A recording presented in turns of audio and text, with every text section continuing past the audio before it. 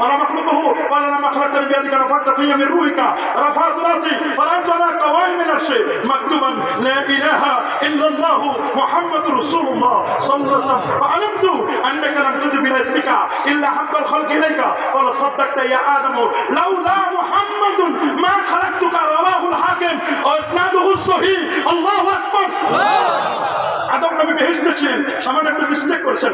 নবীরা কখনো গুনাহ করেন না। এই নবীরা কি গুনাহ করে?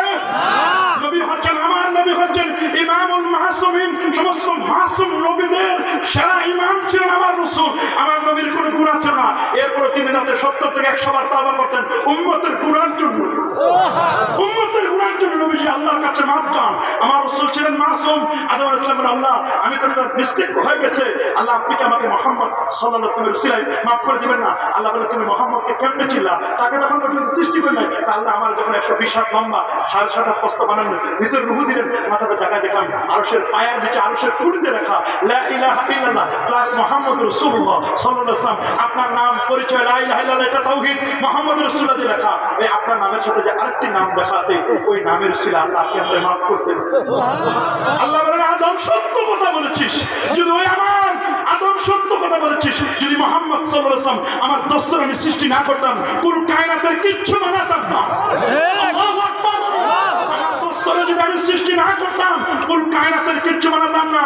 ইভেন এই পৃথিবীর আরশ, কুরসি, লৌহ, কলম, জান্নাত, জাহান্নাম কোনো কিচ্ছু বানাতাম না যদি আমার বন্ধুরে না বানাতাম। কিন্তু দুঃখজনক করে সত্য, একদল বিপদগামী মানুষ বলেন আমাদের কলেমায় নাকি শিরক আছে, অথচ এই কলেমাটা 65টি তাফসীরের কিতাবে লেখা আছে, 44টি হাদিসের মধ্যে লেখা আছে।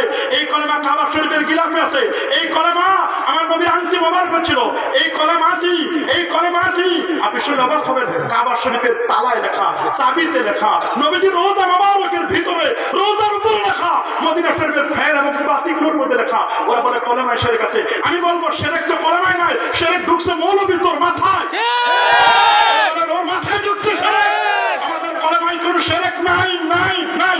কি বলেন, কোনো শিরক আছে? নাই। সামাহুল কালিমাতুত তাকওয়া, তাকওয়ার কলেমা নিক্ষেপ করেছেন। তাকওয়ার কলেমায় 65 জন মুফাসসির বলেছেন তাকওয়ার কলেমা হচ্ছে লা ইলাহা ইল্লাল্লাহ মুহাম্মাদুর রাসূলুল্লাহ সাল্লাল্লাহু আলাইহি ওয়াসাল্লাম। তোমরা যারা বলো নবী মরে পচে গলে শেষ, আরে বাবা আমার নবী কেন? সমস্ত নবীগণ ইন্না আমবিয়া আল্লাহি আহইয়ান ফি কুবুরিহিম ওয়া হুম ইউরযাকুন ওয়া হুম ইউসাল্লুন। সমস্ত নবীগণ আপন আপন রওজা মুবারকে তারা জিন্দা, আল্লাহর পক্ষ থেকে রিজিক প্রাপ্ত। যদি তা না হতো, গত মাস রজবের 26 তারিখ দিন গত রাতে নবীজি যে মেরাজে গেলেন, বাইতুল মুকাদ্দাসে সবাইকে নিয়ে ইমামতি করেন নাই? করেছেন। নবীর পিছনে 1 লক্ষের উপর ইমাম, আর নবীর পিছনে 1 লক্ষের উপর নবী এবং রাসূল, তারা কি মুক্তাদি হয়ে নামাজ পড়েন নাই?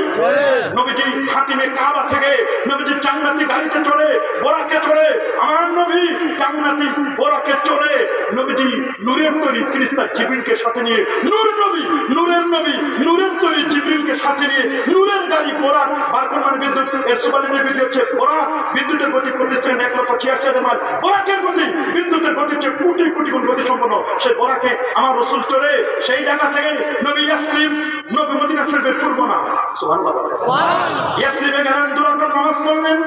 ইয়াসরিব নামে ছিল তুমি অলক্ষণের দেশ, বড়ই মারাত্মক ছিল তোমার পরিবেশ। নবীর ছোঁয়া লেগে তুমি সোনার মদিনা, সব ভুলিব কিন্তু তোমায় ভুলতে পারি না। আমার মদিনা কি ভোলা যায়? ভালো লাগার জায়গা হচ্ছে মদিনা। বলেন ভালো লাগার জায়গা কোথায়? ভালো লাগার জায়গা হচ্ছে মদিনা। ওই মদিনা মনে হয় যদি অনেক দূরে নেই, মুমিনের কাছে মদিনা দূরে নয়, মুমিনের কাছে মদিনা একেবারে কাছে।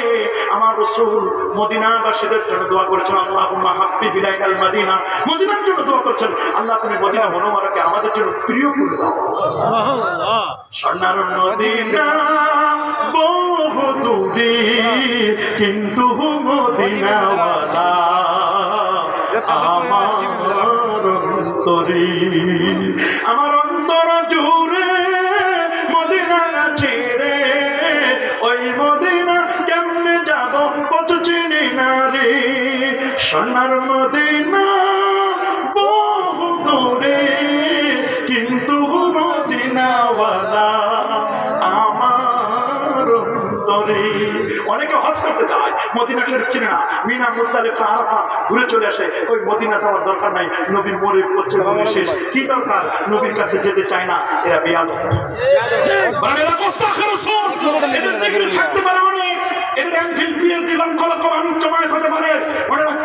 জানি না তো নিজেই ভাই। আলেম হলো টিকা, আর আদব তরিকা তাসাউফ, আদব ইশক প্রেম নবীর মহব্বত, এটার নাম হলো ব্রেক। ইলম থাকে, ইলম পিকআপের মতো, পিকআপ দিলে গাড়ি দ্রুত চলে, কিন্তু গাড়িটাকে কন্ট্রোল করতে একটা ব্রেক দরকার। ওই আলেম যে আলেমের ইলম আছে কিন্তু আদব নাই, নবীর প্রেম নাই, আমি বলি আলেম ঠিক আছে, ওটা ওই গাড়ির মতো, গাড়ি ঠিক, পিকআপ ঠিক, ফিটনেস ঠিক, ব্রেক কি বলেন, কি ফেল, যে গাড়িটা ব্রেক ফেল করে ওই গাড়ি নিজের জন্য ক্ষতিকর, ড্রাইভারের জন্য ক্ষতিকর, যাত্রীদের জন্য ক্ষতিকর, যেখানে গিয়ে ধাক্কা খাবে সেটার জন্য ক্ষতিকর। দল্লু আদাল্লু, নবী ১৫০০ বছর আগে বলেছেন নিজে যেমন একটা গোমরা, মানুষদেরকে তেমন গোমরা করবে। আমরা কি নবীর শাফাআত চাই কি চাই না? নবীর রোজায় যেতে চাই কি চাই না?